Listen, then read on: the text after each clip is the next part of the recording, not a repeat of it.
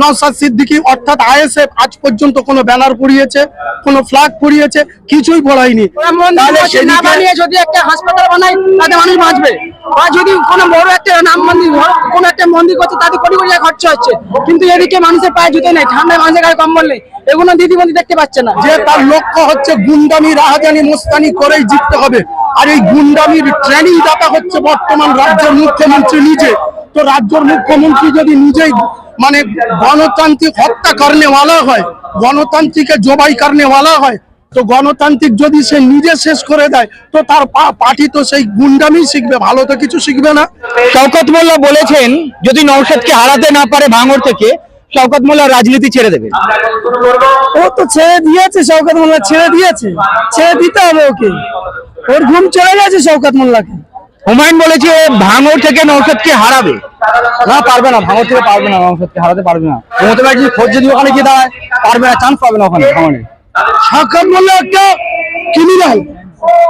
আপনি যে শওকত মোল্লার কথা বলছেন, ওর ল্যাঙ্গুয়েজ ঠিক মতো ব্যবহার করে, ওর ল্যাঙ্গুয়েজ ঠিক মতো ব্যবহার করে না। 2026-এ ফল ভালোই হবে, কেন 2021 সাল থেকে দেখে এসেছি যে হারে মানুষ আইএসপির দিকে ছুটে আসছে, ইনশাআল্লাহ ফল ভালো হবে। শহীদ ময়দানে আমরা দেখতে পাচ্ছি মানুষের ভিড় জমায়েত হচ্ছে, আইএসএফ এর সমর্থকরা একে একে মাঠে প্রবেশ করছে, নওশাদ এখনো এসে পৌঁছায়নি এখানে। আর আমরা যে ভিড় দেখতে পাচ্ছি, এই ভিড় এইটাই বলছে যে আগামী 2026-এ নওশাদের দল কিছু একটা ধামাকা করতে চলেছে। আচ্ছা, এই যে ভিড়, এই যে জমায়েত, 2026-এ কি কোনো আশার আলো দেখতে পাচ্ছি? আমরা দেখতে পাচ্ছি অবশ্যই মানুষ জনগণ যেভাবে সাড়া দিচ্ছে, এই যে দিদি মুদি, এই যে এসআর নিয়ে যেরকম মানুষকে, সাধারণ মানুষকে হয়রানি করছে, একবার দিচ্ছে আবার হিয়ারিং এ পাঠাচ্ছে, হিয়ারিং এ যাচ্ছে, আবার বলছে তোমার সমস্ত অরিজিনাল ডকুমেন্ট আনতে হবে, সেই সব ডকুমেন্ট নিয়ে যাচ্ছে, তাদের কাউকে রিসিভ দিচ্ছে না, তারা আবার বাড়ি ফিরে আসছে। এর পরের দিন গিয়ে রিসিভের জন্য সমস্ত তাদের কাছে গিয়ে বলছে এই দিদিমুদি পুরো দিদি পশ্চিমবাংলাটা পুরো শেষ করছে, পুরো শেষ করে দিচ্ছে, আর তার সাথে সাথে মুদিও আমাদের দিচ্ছে। আর এই দুজনা ধর্ম নিয়ে রাজনীতি করছে, মোদি মন্দির বানাচ্ছে, দিদি মন্দির বানাচ্ছে। সরকারের কাজ স্কুল কলেজ, তোমার হসপিটাল গুলো, মানুষের স্বাস্থ্য, সেই সব দেখার কথা। সরকারের মসজিদ মাদ্রাসা করতে হবে না, সরকার সবার, মানে সবার সরকার। যদি একটা হাসপাতাল বানায় তাতে মানুষ বাঁচবে, আর যদি কোনো বড় একটা নাম মন্দির কোনো একটা মন্দির করছে তাতে কোটি কোটি টাকা খরচা হচ্ছে, কিন্তু এদিকে মানুষের পায়ে জুতো নেই, ঠান্ডায় মানুষের গায়ে কম্বল নেই, এগুলো দিদিবন্ধু দেখতে পাচ্ছে না। এগুলো কি করা উচিত? হুমায়ুন কবির যে বাবরি মসজিদ তৈরি করছেন, এখানে কি আমি বলি খেলাটা শুরু করেছেন মোদি, তার মধ্যে শুরু করেছেন মমতা, শেষ করবে হুমায়ুন কবির, আরো শেষ করছে। ওটা সরকার দেয়নি। হুমায়ুন কবিরকে নিয়ে আমরা কিছু বলতে চাইছি না, কারণ আমরা যার অনুসরণ করে চলি পীরজাদা নওশাদ সিদ্দিক ভাইজানের কোথায় শেষ কথা, উনি যা ডিসিশন রায় দেবে তাই। আমরা ওনার হুমায়ুন কবিরের নিয়ে কোনো কথা বলতে চাই না। আমাদের উনি প্রাণ, আমাদের উনি যান, উনি যা বলবে আমরা তাই করবো। বাংলায় আমাদের শওকত মোল্লা বলেছে ভাঙড় থেকে নওশাদকে জিততে দেবে না। দেখুন, ভারতবর্ষে গণতন্ত্র রেখেছে কি করে? শওকত মোল্লা একটা ক্রিমিনাল। আপনি যে শওকত মোল্লার কথা বলছেন, ওর ল্যাঙ্গুয়েজ ঠিক মতো ব্যবহার করে, ওর ল্যাঙ্গুয়েজ ঠিক মতো ব্যবহার করে না, এবং ও তো মানুষের টাকা লুটপাট করে খাচ্ছে। তার জন্য ইন্ডিয়ান সেকুলার ম্যান তথা পীরজাদা নওশাদ সিদ্দিকী হকের পথে এবং জাতি ধর্ম বর্ণ নির্বিশেষে সবাই নিয়ে একই প্ল্যাটফর্মে উনি লড়তে চায়। উনি কোন এক জাতির লোক নয়, উনি সব মানুষকে নিয়ে লড়তে চাইবে। দলিত, আদিবাসী, মুসলমান, সাঁওতাল, জৈন, খ্রিস্টান, সবার নিয়ে লড়তে চায়, যে আমাদের এই পশ্চিমবাংলা তথা ভারতবর্ষে সোনার মতো সুন্দরভাবে গঠন করতে চায়, এবং মানুষ আর নিজের অধিকার নিজে চলবে, নিজে ভোট দেবে। আপনি যে শওকত মোল্লার কথা বলছেন, শওকত মোল্লার ভাষা আপনি শুনেছেন? ওনার মুখে ভাষা ঠিক আছে, ওনার ভাষা ঠিক নেই। তো শওকত মোল্লা পীরজাদা নওশাদ সিদ্দিকীর ভাইজানের আসমান আর জমিন, উনি যোগ্য হতে পারবে, ঠিক আছে? এটা শুধু আমি না, আচ্ছা, শুধু তো শওকত মোল্লার কথা বলছে, এদিকে হুমায়ুন কবিরও তো একই কথা বলেছে, তৃণমূলের সঙ্গে যোগ সাধন নাকি নওশাদ সিদ্দিকীর রয়েছে, যার ফলে ভাঙড় থেকে নওশাদকে হারাবে হুমায়ুন কবিরের দল। এই বিষয়ে আমি বেশি কিছু বলবো না, যেহেতু আমাদের মাথার উপরে পীরজাদা নওশাদ সিদ্দিকী ভাইজান আছে, তিনি যেটা ফয়সালা করবে সেটা হবে।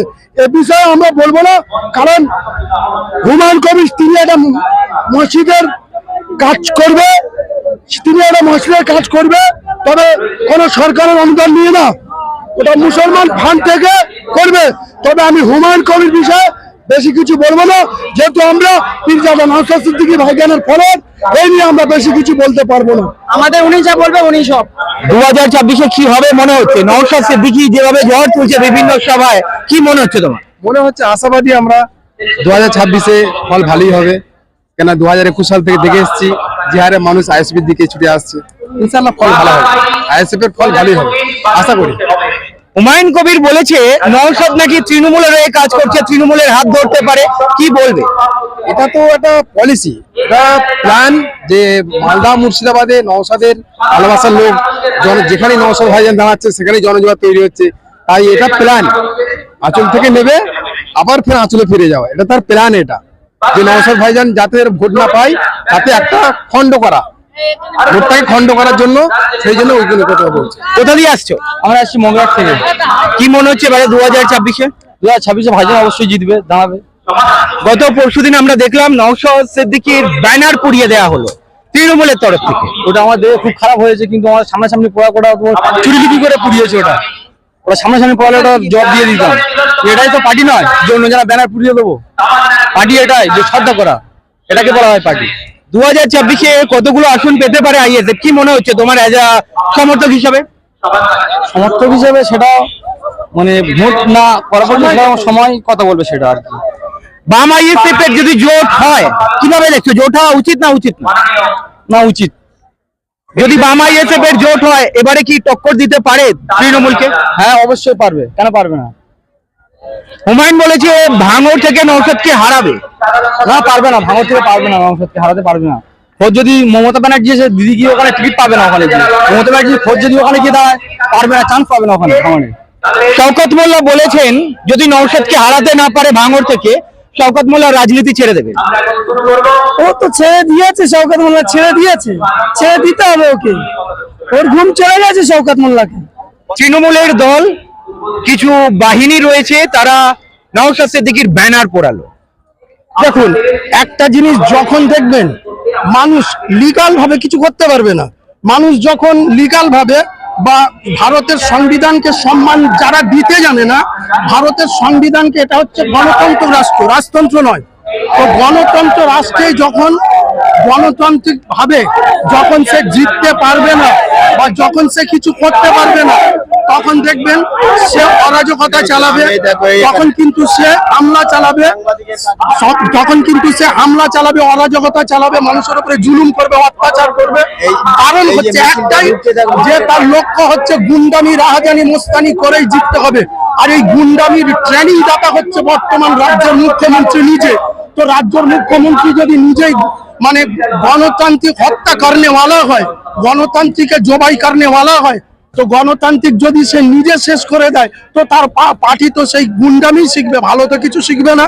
নওশাদ সিদ্দিকী অর্থাৎ আইএসএফ আজ পর্যন্ত কোনো ব্যানার পুড়িয়েছে, কোনো ফ্ল্যাগ পুড়িয়েছে, কিছুই বলায়নি, কিন্তু তারা জানে তাদের দিয়ালে পিঠ থেকে গেছে, এই তাদের শেষ।